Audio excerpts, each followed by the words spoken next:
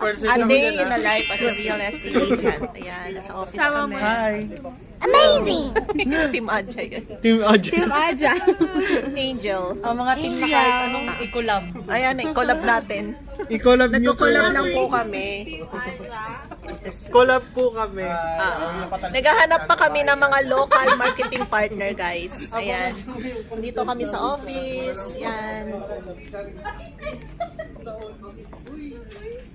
A day in the life of a real estate agent. Work smart, work hard, enjoy the process, and keep moving forward. Our team enjoys unwinding together after office hours, fostering a healthy environment that boosts each other. We understand that sales can be pressuring, but with a smooth process, the journey becomes manageable. Even when the road is tough, we continue moving forward toward our goals.